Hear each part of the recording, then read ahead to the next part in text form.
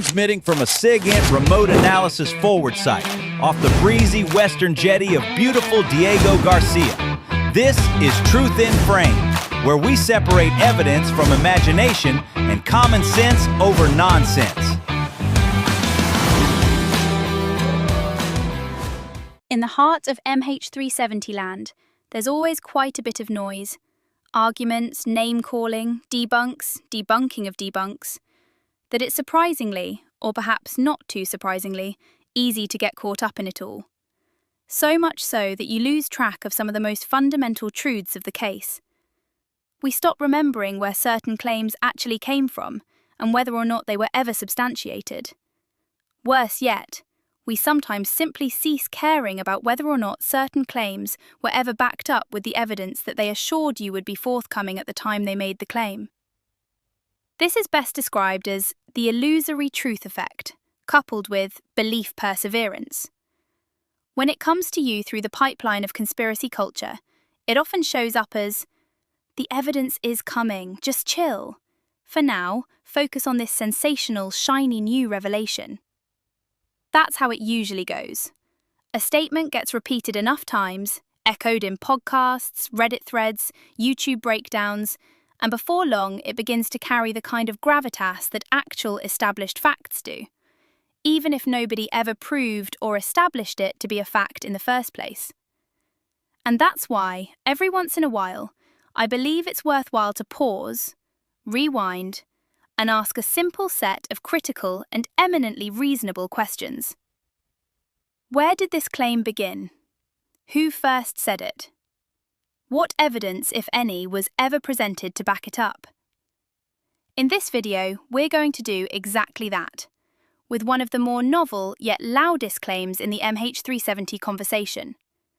The assertion that the so-called satellite video is in fact Gorgon Stare whammy footage from an MQ-9 Reaper drone, rather than, well, a satellite. The disappearance of Malaysia Airlines Flight 370 remains the most baffling aviation mystery of the modern era, and is oftentimes the case where facts are scarce, fiction fills the void. In the absence of a plane, pretend internet detectives have been busy grifting, and they've built an entire pseudoscientific mythology upon not just a mystery, but also a very real human tragedy.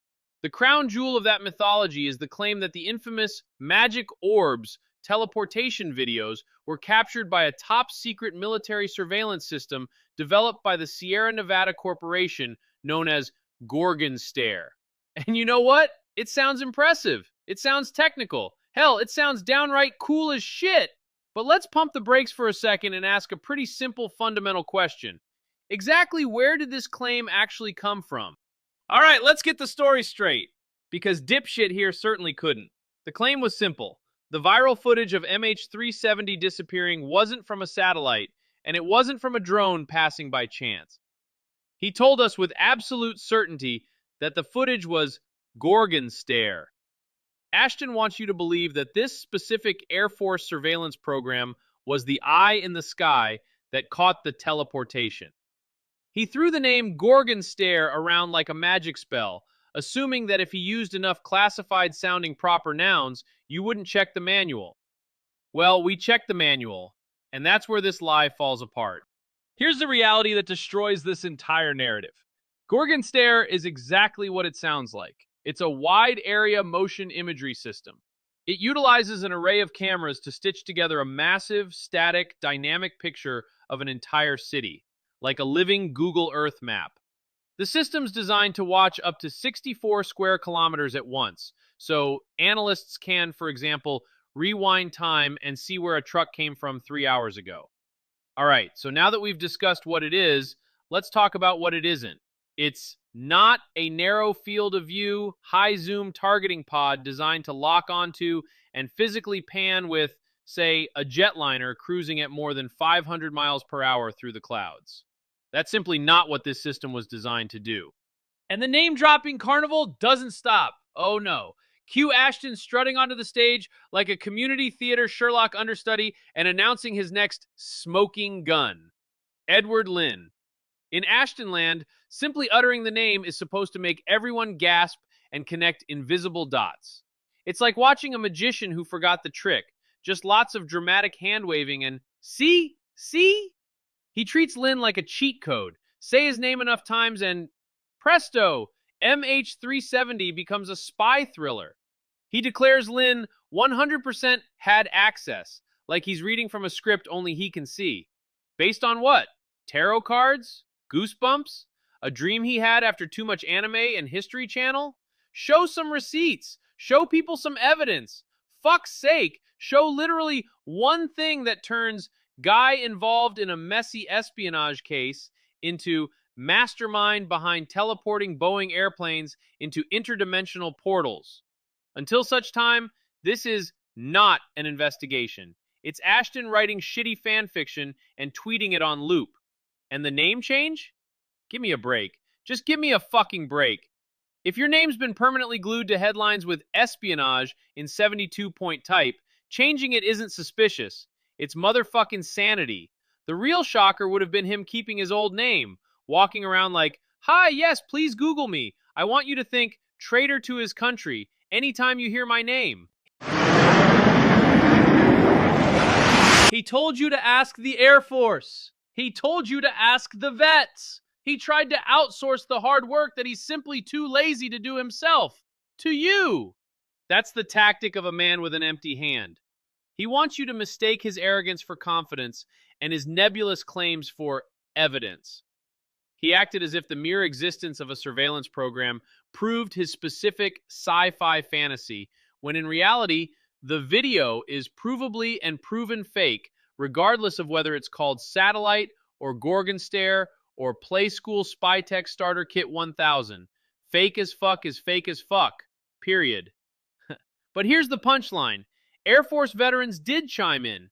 Actual service members, the people who build, maintain, and operate these sensor pods and surveillance systems, hopped in the replies. They looked at Ashton's proof and told him point blank, "This is not Gorgon Stare. This isn't what the UI looks like. This is not how the sensor behaves." And what was his reaction to the very experts he dared us to consult? Did he concede? Did he ask for their insight? No. He dismissed them. He told the operators that they didn't understand the very system they'd used every day. When the verification didn't match the grift, he decided the actual pilots were wrong, and he, the guy on X who's also banned from Twitch, Reddit, and somehow even from Pokemon tournaments for fuck's sake, was the only one who knew the truth. It all just demonstrates that he never wanted actual verification. Poor little Trey, as always, only ever wanted validation. Look at the date, May 14th. I don't really need it anymore. That's the tell. Ashton claimed he had an email about ball lightning, but he didn't need to show it because Gorgon Stare proved it. Just what sort of retarded, dark, illogic magic is he trying to cast on people here? Just 3 or 4 days earlier, he simply claimed that the satellite video was now, in fact, Gorgon Stare. And that's it. Ashton went full Candace. I knew this playbook felt familiar. It's just a cheap shell game by a lazy, unimaginative grifter. He hides the lack of evidence for the orbs behind the claim of Gorgon Stare. And when you ask for evidence of Gorgon Stare, he hides behind secret sources and claims that society is too primitive to understand. He calls you a stupid primitive because you never bought into a lie that fell apart the moment actual experts showed up in the replies. That right there alone should tell you exactly how much disdain he's got for you and how gullible he thinks you to be. Enter Arthur Holland Michel. He literally wrote the book on this technology, titled Eyes in the Sky. He spent years interviewing the program's developers and documenting the Sierra Nevada Corporation's surveillance software. When he saw the MH370 videos on X, he actually held his tongue. He didn't enter the fray, so to speak. That was until a random user on X posed him a very simple, direct question. At right, Arthur, is this consistent with what Gorgon Stare looks like? Arthur's response was equally direct and simple. This is not Gorgon Stare. Boom! Zero fucking ambiguity. And in a display of nerve that defies logic and would embarrass the ever-living shit out of, well, just about anyone, Ashton haughtily replied to the world's leading public expert on Gorgon Stare, telling him that he was wrong, and then offered to teach him about the very system that he'd spent years and years researching. How unimaginably lacking in self-awareness must one be in order to condescend to published, recognized experts on their topic of expertise, and to do so in such a puerile and supercilious fashion? All of that is, of course, to say nothing of the fact that Ashton was, naturally, completely wrong to boot. Let's get into how and why that is.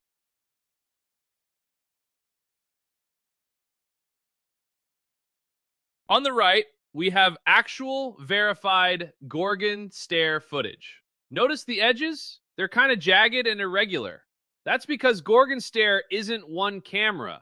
That's the whole premise of the system. It's a mosaic of multiple simultaneous video feeds, all digitally stitched together to watch an entire city block, neighborhood, or even small city at once in real time. If the video kind of looks like a puzzle to you, that's the reason why. It was developed explicitly for land-based, wide field of view surveillance and intelligence gathering in urban combat zones such as Afghanistan. Not recording single-target, fan-fiction civilian airliner atrocities over the ocean by a single Reaper drone that, oh yeah, by the way, can't keep up with the airspeed of a Boeing 777. And then, on the left, we have an 11-year-old dog shit video that someone uploaded to YouTube without ever claiming it had jack or shit to do with the disappearance of Malaysian Airlines Flight 370. What else can we say about it? I mean, it's a standard rectangular frame. It's a single camera lens, a single perspective, zero stitching, no mosaic. It is technically and demonstrably distinctly different from everything Gorgon Stare does and from every distinguishing feature that sets Gorgon Stare apart from other surveillance systems.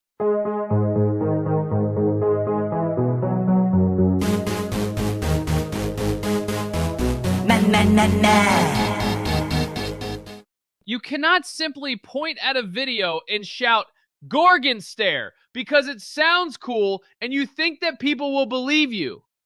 The actual tech leaves a fingerprint, a mosaic fingerprint, one that cannot be removed or otherwise redacted, and this trash-ass video simply doesn't have it. On one side, you've got the guy who wrote the book on Gorgon Stare, and on the other side, you've got the guy who scrolled past a Gorgon Stare thread on Reddit one night back in April, read about it for the first time ever, and then declared, the satellite video is now Gorgon Stare. One side is the word of a man with years of researching this one very thing and zero reason to lie or mislead. And on the other side, you've got vibes, arrogance, and a total fucking lack of understanding and self-awareness. Choose wisely. Thanks for watching.